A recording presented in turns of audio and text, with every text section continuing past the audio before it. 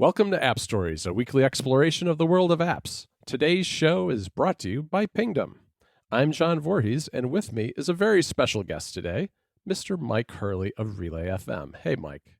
Hi, John. It's good to have you on the show, Mike. I think this is your very first time, so, it's good to have you on the show. We don't have Federico today. He's off at the beach. I think he may be on the way back from the beach by this point, but, he's traveling, so we thought we would have you on and talk a little bit about the apps that you use. How does that sound?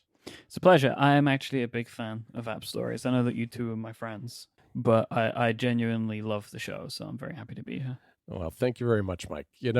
For people who aren't familiar, I can't imagine there are very many people listening to App Stories who don't know what you do, Mike, but you're one of the two co-founders of Relay FM, a podcast network, and you do a really long list of shows. I felt like I had to actually write them all down before we talked because... Oh, don't list them all. We'll be here all afternoon. No, I won't. But boy, the list the more I sat here and thought about it, the list got longer and longer. Then I went to the Relay website. I was like, oh yeah, but there's this one that is every so often, and there's this other one.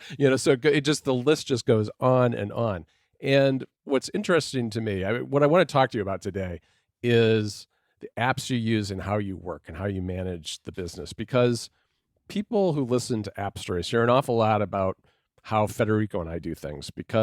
And the thing is that he and I do things very similarly because we do essentially the same job. But there's what I think is really interesting about what you do at Relay is that in some ways it's very similar to what we do. I mean, at the end of the day, we're all making digital content, and we have advertisers, we have subscription businesses. There's a lot of overlap there, but they're also very different in the sense that you've got, like 30 shows on Relay right now, and you're dealing with a far greater number of people than Federico and I do. For us, it's really just me, Federico, and Ryan most of the time, and then we draw on other people throughout the year. But you've got people spread out all over the world who are making shows for the network. And so there's things about that I think are fundamentally different that will really manifest themselves in the way that you work. And I'm curious how that is. And the first thing I guess I want to talk about, Mike, is I want to dig into like communication tools because, when something's going on at Mac Stories, Federico and I just get into messages because it's really just the two of us. But I know that's not a tool that scales. It just doesn't really, we use Slack too, but texting someone doesn't scale when you're dealing with dozens of people. How do you handle that at Relay? Not messages. The only work conversation I have in messages is a 3-way message with Steven and Federico about connected stuff.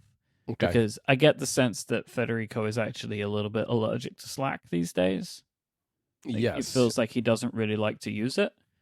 I would actually really like to hear, I will challenge him to talk about this on a future episode of the show, because I remember quite some time ago where me and Federico only spoke through Slack. We didn't iMessage.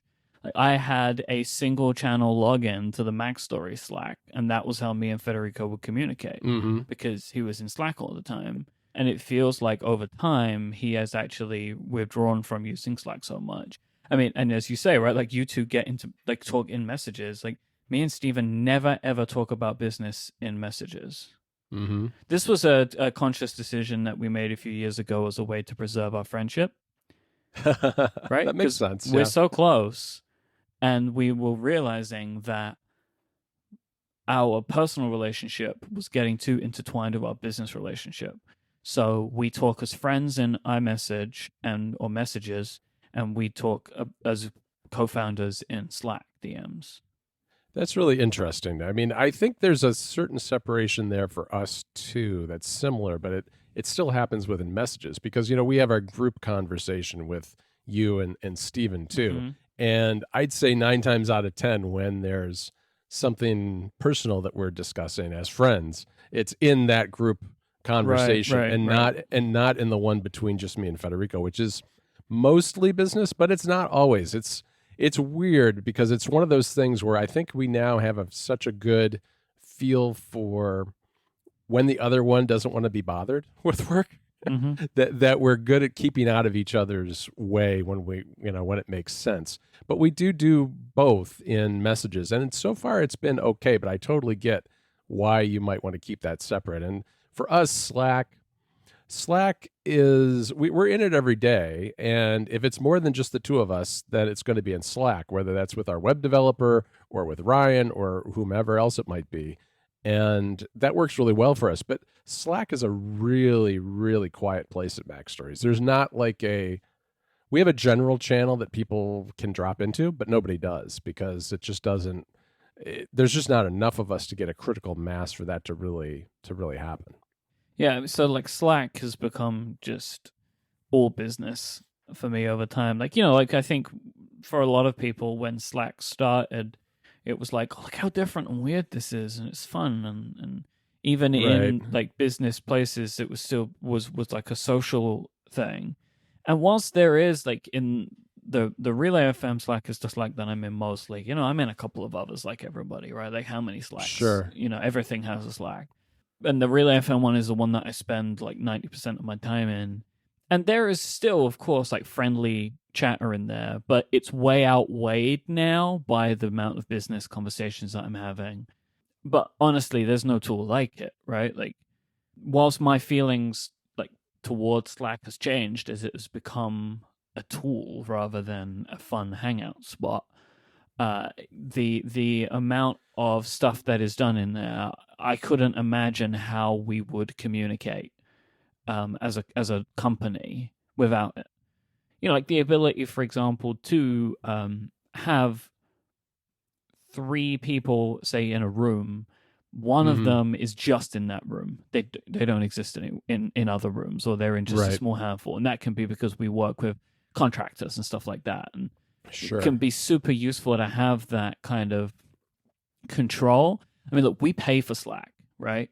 Yeah, we do too. And we pay for Slack for over 45 people. Yeah, that's a lot. So it is a big, expensive beast, but we would not be able to work without it. Like the company would not run without it. It's core to the business now. I think like technology wise, I think Slack is our largest expense. I believe we still pay more a month in Slack than we do in audio hosting. That was true at once. I think it might still be true. Interesting. So how do you organize Slack? Do you have it? You mentioned contractors, and I understand that because we've done the same thing with people who work with us. But do you have like a channel for every show, or how does that work? We have 1 billion Slack channels. So like there is a channel for every show. There are channels for random events. There are channels for, like it could be for anything, honestly. Like we have lots and lots and lots and lots of channels. Like I'm now looking and seeing like there are channels that we have that I don't even understand why they exist anymore. Because, like the way that I deal with Slack is really I just look at what has been highlighted and just go into that, right?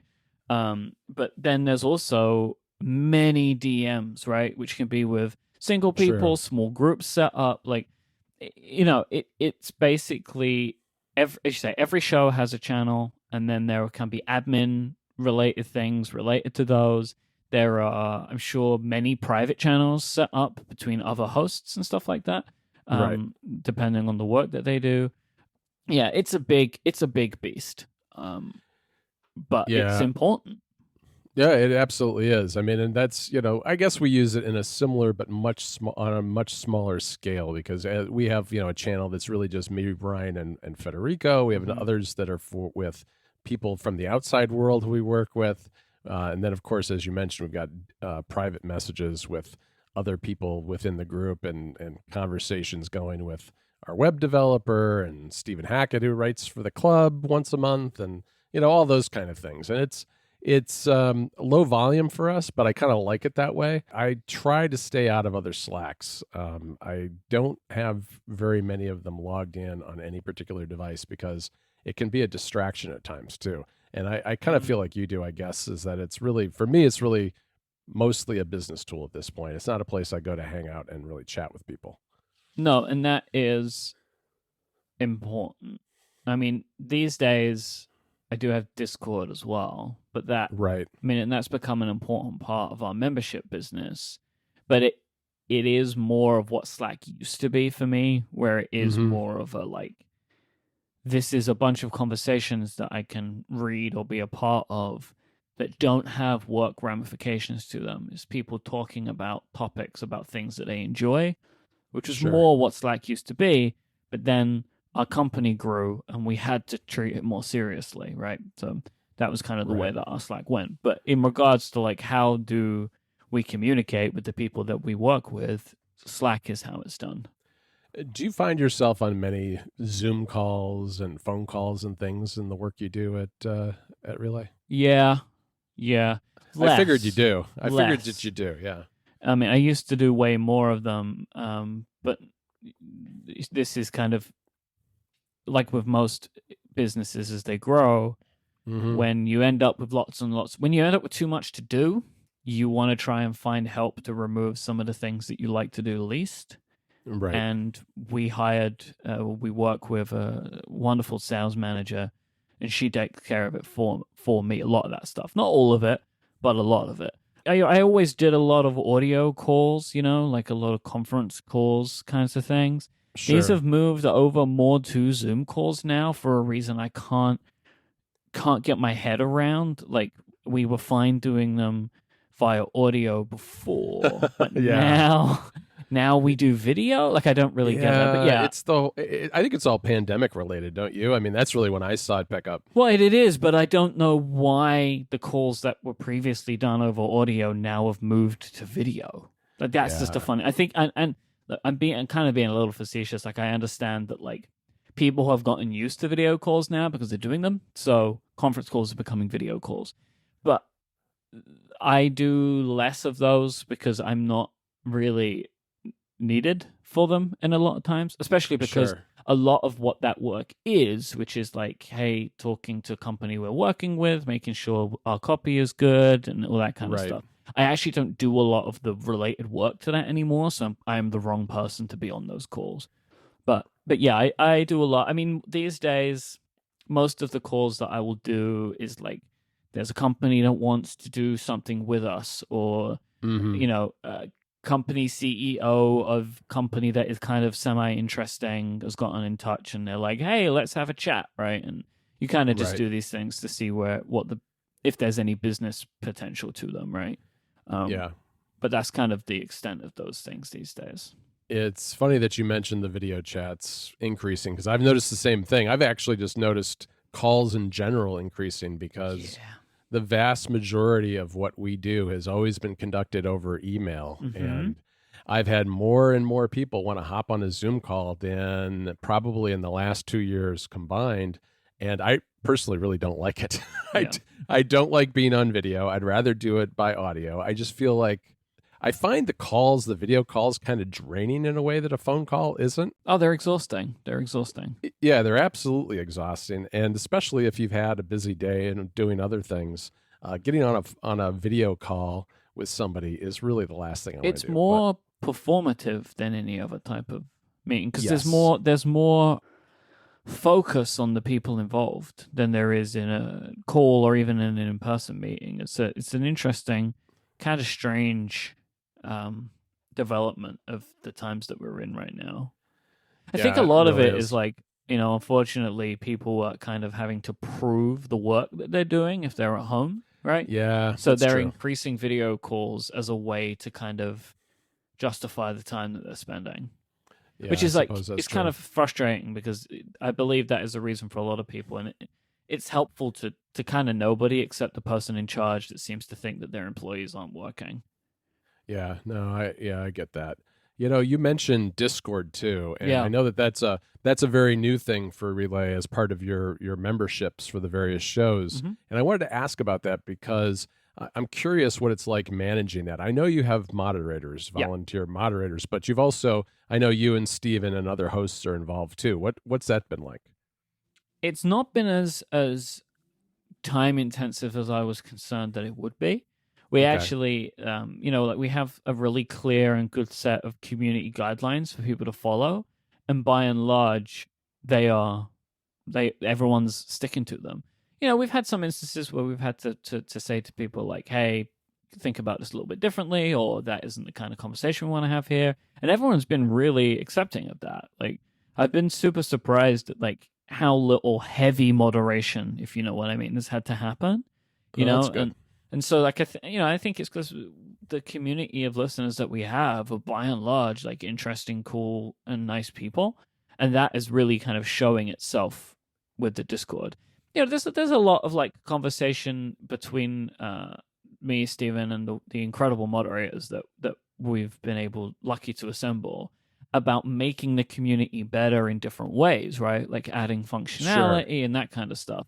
And that took up the most amount of time, but that is also calming down now as things are a pretty even queue. I mean, it's a very busy community. There's lots of people there, right? Like at any given time, we usually have between like 400 to 600 people active in the Discord, which is a lot of people, right? That is a lot, yeah. But it's really much more manageable than I would have expected, and this is done in a number of ways, right? You set the rules, but also Discord has a bunch of really great moderation tools. Like we don't have any cursing on our shows, right? Because we like the shows to be able to be listened to in mixed company. That's kind of the way to describe it, right? So like maybe you're fine with cursing, but your partner isn't, and they don't want to hear it, or you have kids in the car or whatever. Sure. So we have like basically moved that idea over to the Discord, right? So we don't want curse words in the Discord because for a very similar reason, and we also believe that we've kind of set an expectation with a lot of people that that's kind of not related to our quote unquote brand. Right. So you can set up a Discord bot that will catch those words. Oh, okay. Right, and we'll also mention to someone like, oh hey, like in the nicest way possible.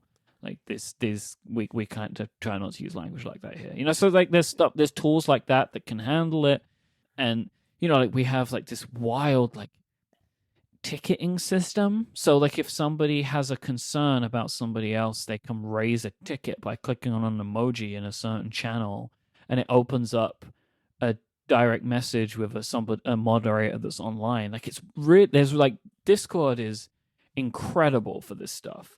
Like what happened was really that like Slack and Discord moved away from each other, where for a while it felt like they were on a similar trajectory. Yeah, and Slack went enterprise and Discord went community. Yeah, and like Discord now are even moving away from gaming as their brand. It really is for stuff like what we're doing as well. So with the moderators, I mean, I assume that took a little bit of just kind of making sure everybody was on the same page. I mean, I assume they're all were listeners before and had a pretty good sense and feel for Relay, but probably had to refine that as you went along, I assume, right? Yeah, I would say so. Like, but I think that the community of people that would sign up for a membership are relatively self-selecting. Sure. As a group anyway. It's like you're probably going to be interested in the stuff that we're talking about. You probably have a good understanding of the tone that is acceptable for the overall group based on the tone that you will hear on the shows. So I think it ends up working its way out pretty nicely. And honestly, that's the way I've seen things in other communities that I've been a part of, that if it's based around a property of some kind, the people in that community tend to be pretty similar. And this isn't just like closed communities, but like, if I listen to and follow a lot of the McElroy shows, right? The McElroy brothers and stuff. And their audience base speaks like them, Right. And, sure. And has that level of kindness that they exhibit. So this is community moderation. Like, this is what it's about. And, I was wondering what it would be like for us and if it would be manageable. And so far, it seems to have been very much so. Yeah, that's interesting. I mean, I guess we've experienced something very similar with Club Mac Stories because, so those are really the best readers in the sense that they are really invested in Mac Stories as an entity and understand they care the most. Kind of what. Yeah. Right. They care the most and they understand what we're all about. And it's always a pleasure dealing with them. And we've never really had any issues with club members either, even though we're not doing a similar community-based thing at the moment. There are funnels, right? Where it's like you've got Mac Stories, and then you would have like of the people that love Mac Stories, then you have this more engaged audience that listen to this podcast, right? Like, and then probably of the people that listen to this podcast, you then have another group who would also like it's a smaller group, would be like, oh, and we also want to get more content from Mac Stories as a whole, so we'll sign up for the club. These are the funnels. Right, absolutely. Let me ask you about scheduling, Mike, because you've got so many different shows and people spread out all over the place. How do you handle that? Well, one thing that's super important for me, and is a thing that I've worked out really early on, and I stick to it, is if I have a frequent commitment, right? So a weekly show, a fortnightly show, a monthly show, or whatever. Right. We pick a schedule and stick to it, right? That might be every Wednesday, every second Tuesday, every first Friday. Doesn't matter what it is. For me, with a podcast recording, if it's going to be some kind of frequency, I have to be able to input that into my calendar in a way my calendar can understand. Right. And so that means like those exact things, not just like once a month. Like that's not, because I've learned for myself, then I end up like, oh, it's the end of the month always, constantly, right? Or Right, or like exactly. whatever, like oh, we forgot to do it. No, there is a frequency that is set for everything, and with some shows, it is just as simple as like we'll put it in, but then we may have a conversation around moving it, Right. but it's in, right? So like Right. it's not going to get missed. It might be that we set it for like Remaster is a good example. We have our recording in theory set for the first Thursday of every month. But in the first week of the month, before that hits, we'll say like, do we want to do it on this day or do we want to move it? Right. And most of the time we will move it. But the idea is like we know that it's coming.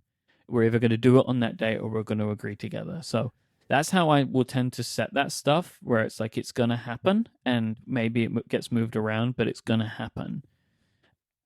And then outside of that, like I use the wonderful Calzones by _David Smith as Right. my way of working with time zones when I need to work with somebody. Like, for example, when we were looking at setting this up today, I opened Calzones to see like, all right, what other recordings do I have today? What other things are on my calendar? I could see an open spot, and then I could just say to you, can we do 10 a.m.? Because I know or like 10 a.m. Eastern, like whatever, right? Which is Right. 11 for you, isn't it? It's earlier, actually, 9. 9. There you go. See, this is why I need Calzones. Because trying to do it in my head, I can't do it. But in Calzones, I have Chicago, right? Or like whatever. So Right. that's helpful to me because I can see at a glance when everything is. I mean, and sometimes like looking at Connected, right? There's 3 of us from 3 different time zones. Right. And so being able to see all of our time zones at once when looking at planning something out is super useful. Yeah, that makes a lot of sense. I'm very familiar with the time that you guys record Remaster because it's almost always right after App Stories on a Thursday. Oh yeah, I know. Like, because typically we'll be late, and I can blame you. He's always late, and it's always my fault. And it's usually because he's late to start with me. So we can all blame it on Federico. Actually, Yeah, we can't. He's not here this week, so we can blame him. Exactly. I think we should fire the guy. I mean, I'm what does looking he for a bring new to the table? Yeah, exactly. You don't have enough shows, Mike. You should be the new co-host of App Stories. I think Okay. We've got something going here. This episode of App Stories is brought to you by Pingdom from SolarWinds. Do you have a website? And does your website have a shopping cart, registration forms, or a contact us page? If you answered yes to these questions, then you need Pingdom. Nobody wants their critical website transactions to fail. That means a bad experience for your users and could mean lost business to you. But the good news is you can set up transaction monitoring with Pingdom. Transaction monitoring will alert you when cart checkout, forms, and login pages fail before they affect your customers and your business. Pingdom will let you know the moment these things fail in whatever way is best for you. You can customize how you're alerted and who's alerted depending on the severity of the outage. Pingdom cares about your users having the smoothest site experience possible, and if disaster strikes, you'll be the first to know. It's super easy to get started. Go to pingdom.com/signup right now for a 14-day free trial with no credit card required. And when you sign up, use the code AppStories at checkout to get a huge 30% off your first invoice and to let them know you came from App Stories. Again, that URL is pingdom.com/signup and the code AppStories. Our thanks to Pingdom from SolarWinds for their support of the show. All right, I want to switch gears with you a little bit and talk about kind of the hardware that you're using, because you are both recording and editing shows on a Mac, Hmm. but you also, as I think a lot of people will know, spend an awful lot of your time on one iPad or another, whether it's Hmm. the 11-inch or the 12.9-inch iPad Pro, doing work there. How do those things kind of, what falls into what bucket, and why do you approach things the way you do? So the Mac is my recording and editing place because that's how I know how to do this stuff. Like the iPad is becoming more capable in both areas, but I've been Right, recording podcasts for a decade. It's going to take a bigger shift than what we've had to move me to those devices for recording and editing. Like, frankly, it's not as capable right now, just from a low level, how audio is managed on right, iOS, on iPad OS, for me to want to even consider switching. I know there are cool editing tools, right? Like friend of the show, Jason Snell, is a big proponent of Ferrite. And I know it's a great tool, but I'm not going to get into like editing shows on my iPad until I can also record shows on my iPad in a way that I'm comfortable with, right? Like we have an audio call, and then I can also record my local track at the same time on one right, device with nothing else in between, right?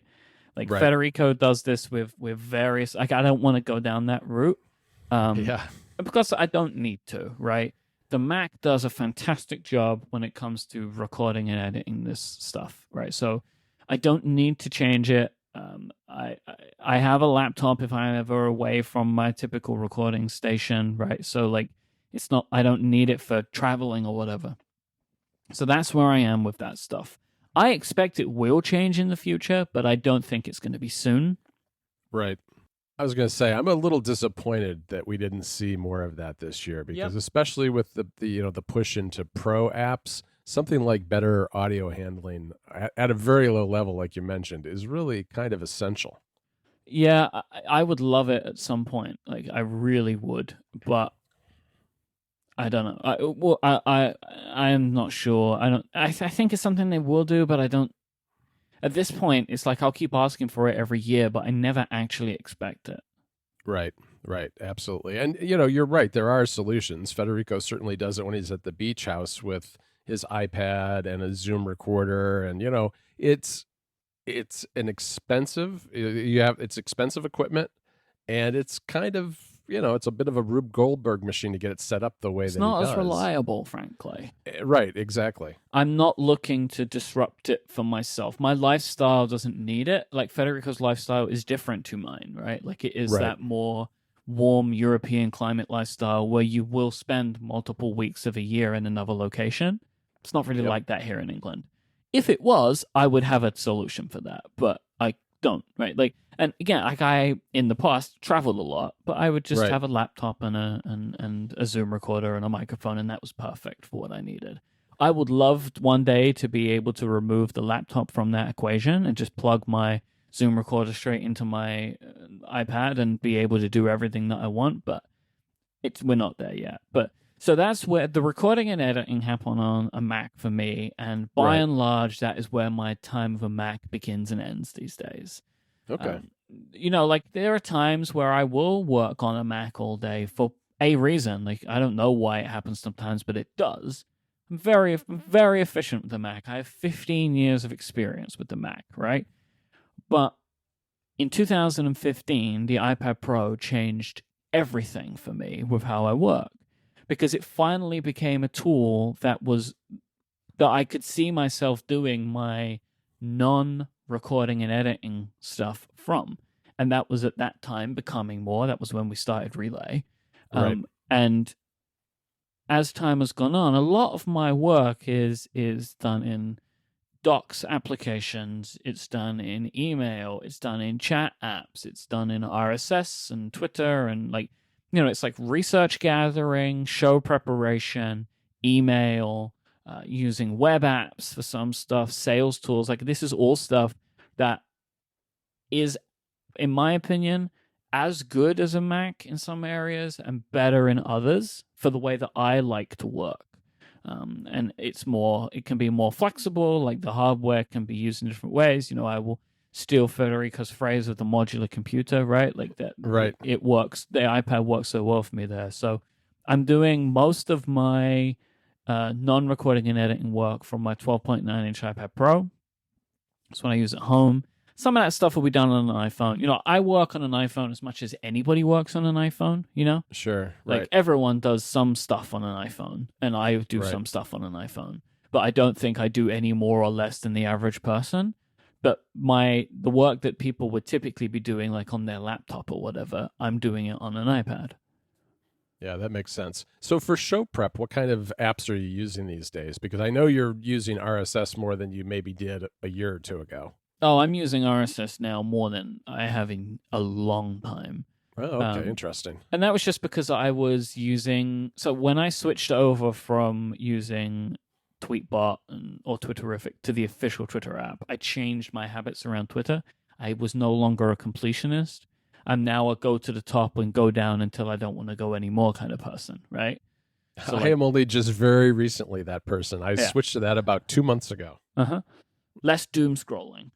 Yes, absolutely. This was I don't really know what it was that changed my behaviors. The inciting action was when Twitter limited third parties API stuff.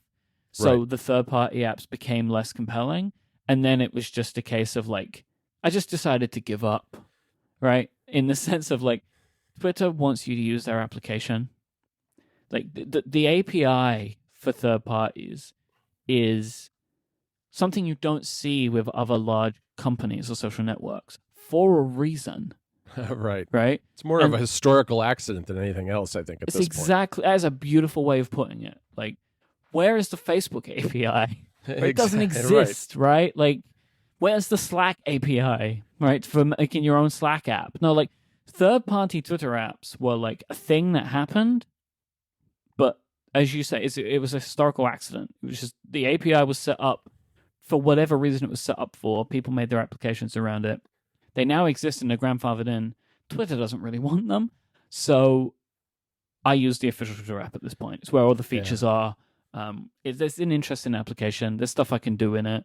And I'm also kind of just in that way using it differently. Not necessarily less or more, just differently. So I decided that I wanted to move my gathering of research news to RSS because that's a more reliable system. I use Reader with iKnowReader in the back, and I think I want to change that, John. And I would love, because I found out recently it only keeps articles for 30 days and then automatically gets rid of them, and that's annoying to me. See, that doesn't really concern me, but I actually switched to Feedly for a while because Federico was actually using that too. And I tried it for a while, and it was good, but I've moved back to iKnowReader, whichever it is. Yeah, and that service has some amazing tools, right? That's why I'm doing it, because I can do things. But I don't use any of those. Because I can do things like I can filter feeds. I can take a really high volume feed, like Variety, for instance, and I can filter it out and just get the information about Apple. Or I can follow Billboard and do the same thing and just follow Apple Music stories that come up once in a while. It's a good way to kind of cut down on as it is, I already get thousands of headlines every day. It's kind of crazy. I don't subscribe to that many feeds. I've got like 30 RSS feeds. Yeah, see, I've got well over 200, I think. And with the stuff that I'm doing, so my gathering of research requires less timeliness than you, I think. Right. True. And so where I understand the idea of like subscribing to these other sources to get the news about Apple in other areas, ultimately the two kind of high volume Apple websites that I read will find that stuff as well. Yeah, no. So I just wait for that, Yeah, no, I get that. I have it kind of broken down into two main categories. One is Apple-related sites, and those are a combination of news sites, and developer sites more than anything else. And then general technology, because I like to keep on top of what's going on with other companies, obviously. Me too. Yeah. And a lot of that we put in the links at the end of the week in Mac Stories Weekly. So I follow, things like The Verge and Engadget and a bunch of other general tech blogs and publications, but I don't read those nearly as religiously. Those are the ones where I really just scan through the headlines really quickly. And if I get behind by half a day, I just mark them all as read. I mean, I used Yeah. to be kind of an RSS completionist too, and there's just too much for that. So I don't do that at all. I'll just kind of take a break during the day now and then and scan through the headlines. See, I just have some articles that I want to get to, Mm-hmm. but I don't want to have another app, right? I don't want to Yeah. read later app. I know Reader has a read later feature, but I Yep. wished it wasn't outside of the navigation. Like I have to go out multiple levels to get there.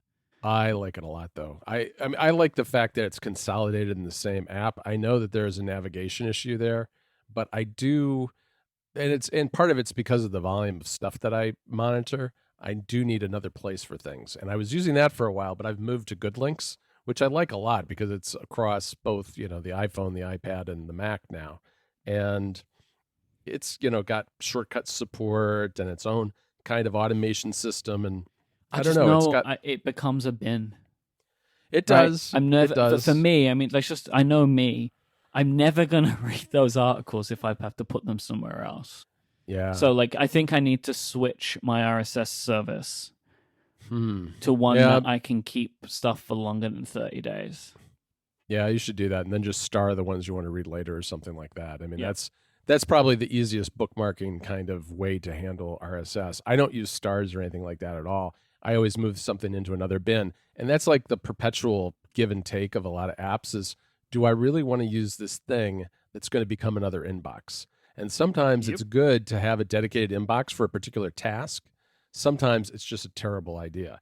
And, so then you kind of, it's this ebb and flow where I'll have a whole bunch of inboxes. And I'll be like, no, you know what? I'm going to kind of consolidate this all in this one place. And then I consolidate it. And then I realize, well, there's just way too much here for me to handle all at once. So I move it back. It just kind of comes and goes. This is my problem with Hey.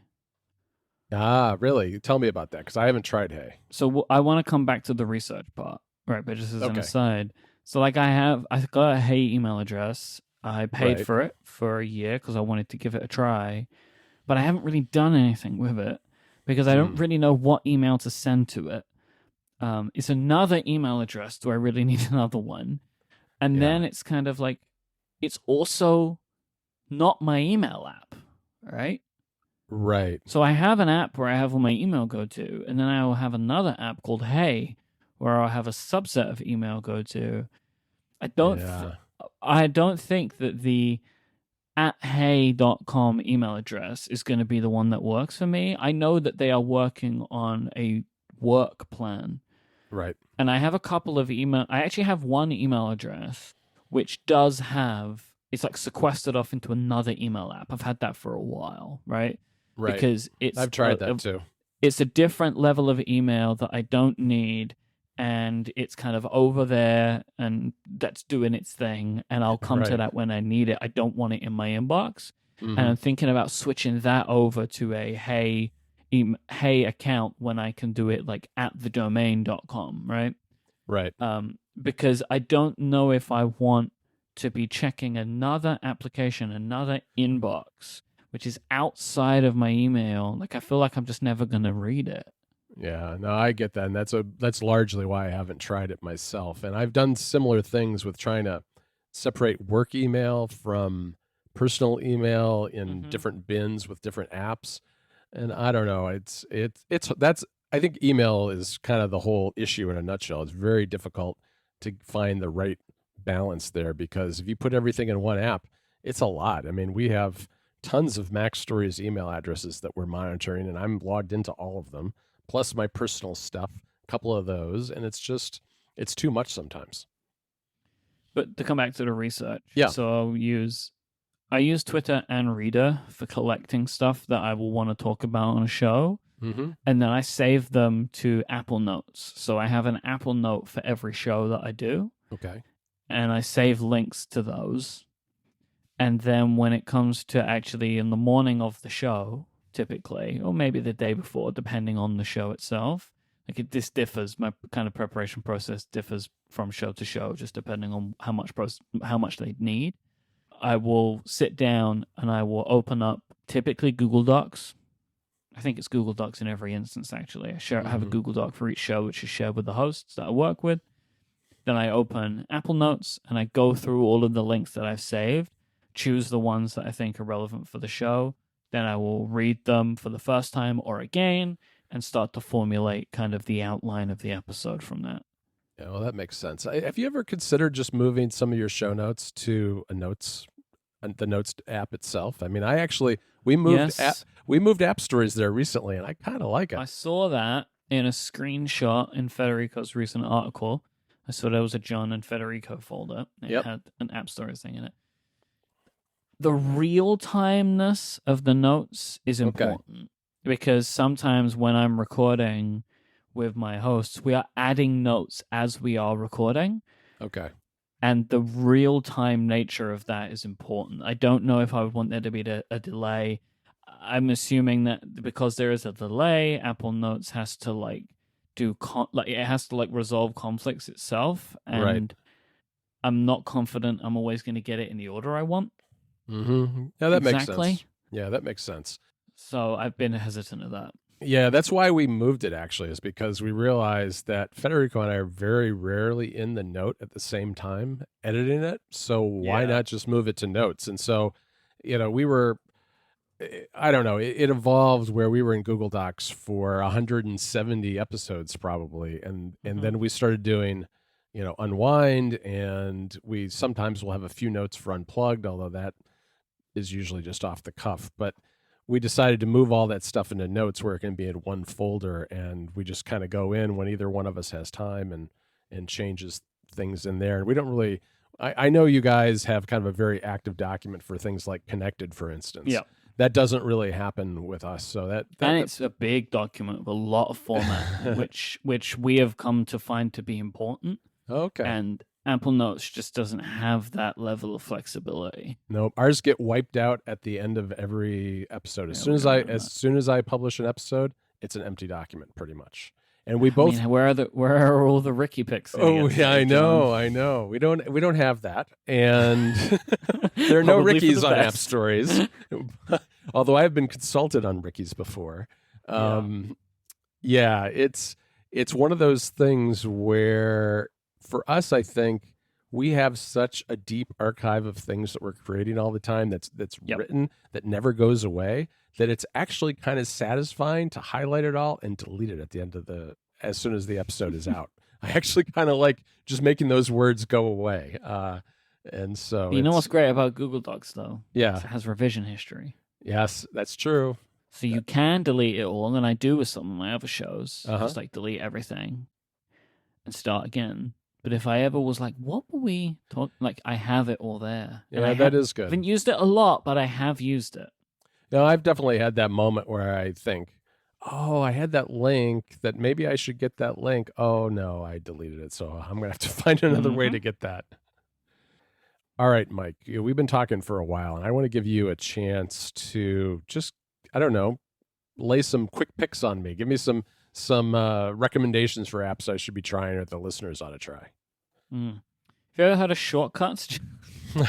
Not familiar. Not something we know about. We don't care about that app. Okay, good. Then I won't talk about that one. I'm a big time tracking guy. Okay. And the best application for this, bar none, is Timery. Absolutely. Really just a fantastic application in every stretch of the imagination. It has a great widget, like rest in peace, I guess, that widget. I know. But the great thing about Shortcuts is it also has... Sorry, I've given my hand away there. The great thing about Timery is it also has extensive shortcut support. Right. So, I've been able to build some really great shortcuts using the Timery shortcuts. I had shortcuts that I was using for time tracking before Timery, but they were really complicated and all built by Federico and using API calls and all that kind of stuff. Where now I'm able to build my own shortcuts that actually have more complexity to them than the original ones I used to use, because Timery's shortcut support is so good and it's clear and it's nicely documented, which means that even a shortcuts rookie like myself can make some pretty great stuff. And using, I'm on 14, like I guess many of your listeners would be, and I've been able to build a selection of shortcuts which replace the stuff that's in the widget and actually in some instances enhance as well. So, you know, I'm not too upset about some of this widget stuff going away, provided the fact that I'm able to recreate it in some ways, and because apps like Timery support shortcuts so intensively, like I'm actually able to get a lot of what I want taken care of there. So I'm pretty happy about that. Yeah, I wish more apps would actually do such a great job with the documentation for shortcuts as Yep. Timery does, because it just makes it so easy for someone who doesn't have a lot of experience building shortcuts to dip into Timery and create something without a lot of trouble. I've spoken about this in a bunch of places. There was a Mm-hmm. good episode about Mac Power users about email recently, which I was a guest on, but I'll mention it here as well. I'm a big fan of Spark for its Oh, sure. team sharing stuff. I feel like I'm one of the only people that I know that uses the team sharing stuff, but it really makes it a must-have application for me, honestly. It's really just very good, and it helps me work with people in my team. It's like sharing emails and stuff like that, rather than needing to have conversations about how to deal with an email in another place. You know, Right. obviously, like I kind of mentioned it already a couple of times. Like I really believe and really like having conversations in relevant places, Mm-hmm. and being able to have a conversation about an email in line with the email only seen by people that shared, and then you can send more emails and they show up in line. Like I really like that kind of stuff. And Spark has its faults. It is not by any means a perfect email app, but at this point, the service that they've built around it makes it like an absolute must-have for me. Yeah, we've used it at Mac Stories too. We probably do less of the kind of collaborative email than you do, but it is really nice. For instance, if a developer just emails me and I want to rope in Ryan and Federico and see what they think about something, to do that there, and it's a great tool for that. Fantastical calendaring. It's, in my opinion, the best calendar app. I love it. Like I've looked at other things. I've tried other applications, and I always come back to Fantastical. It's the OG. Yeah, it really is. It is really powerful, and I think this most recent update, I was drifting away from it a little bit before because it hadn't gotten a lot of updates. But the most recent update it got earlier this year, I guess, was fantastic, and I'm all in on it myself again too. Yeah, it's probably my typical picks. I think everything else that I use, most people would use, and/or your listeners wouldn't care about. You know, like do you want to hear about my sales tracking system that was built in Airtable? Probably not. No. I don't know how you deal with Airtable. Only on the web. I have it as a tab in Safari, and that's just okay. That just makes sense. where I have it, and it works mostly okay in Safari on iPad. Why is that better than a shared spreadsheet in either Google Sheets or Numbers or something? The amount of stuff you can put into a card is heavy. I mean, it's really a database tool, and a spreadsheet is not a database. That's true. That's true. And like all of the different views that you can have, it can be pretty useful. Like having one application that you can view things as a spreadsheet, but then also change it to a Kanban layout like a Trello. Right. I mean, it's powerful. Ultimately, I did not make the decision on this. My sales manager made the decision on this after we looked at a bunch of tools. I was using an app called Pipedrive for a while. Yeah. But it ended up being that we were able to build something here which was much better because it could do much more. And I use only a very small portion of the kind of Airtable setup that we have, and she uses it for way more stuff than I do. But having one central location where all this data can be stored is really good. Airtable, if you're listening, get your act together and sort your iPad app out. Like, you've been promising more views in this application since, like, maybe for the last 4 years. Like, there's an option to change views. It just tells you more views are coming. The views have never come. Like, will you just do it? Like, it's wild to me. Yeah, it's unfortunate. I think that is a complaint that I have with a lot of web apps. But, I mean, I know that a lot of people rely on it heavily like you do and really like it. It's just not Hmm. something that I think that I personally have a use for at this point. But it's always one of those things that's good to keep in the back of your head because you never know when you're going to need something along those lines. Yeah, but it's really Airtable is cool, but it is only usable on the web. And that's, Yeah. fine, right? Like it wasn't fine before, but on iPad OS it's totally fine now because Right. they did such a fantastic job with Safari. Yeah, that's made a big difference for me too because I never could use iOS to build our newsletter in MailChimp. Yep. But MailChimp's not perfect on Safari still, but it's usable. So if I'm on vacation and I have to put together the newsletter on a Friday, I can just have my iPad now. I used to have to carry a laptop just for MailChimp, which was ridiculous. Yeah, they're not So it's perfect, right? Like none of the web apps are perfect, but they all right. work. Yeah, you can get what you need to get done finished. So Hmm. I really appreciate that. Myke, I want to really thank you for joining me today. It's been a really excellent Pleasure. conversation. I appreciate you coming along and sharing all these apps and the way you work with all of our listeners. And you can, of course, find Myke over on relay.fm. He's got a whole bunch of shows there, which I won't list because we'll be here for another 10 minutes. But check out Myke over on relay.fm. You can, of course, find me writing over at macstories.net. I want to thank our sponsor again for this episode, and that's Pingdom. And of course, I'm over on Twitter and Instagram where I am at John Voorhees. That's JOHNVOORHWS. We'll be back next week. Talk to you later, Myke. Ciao, John.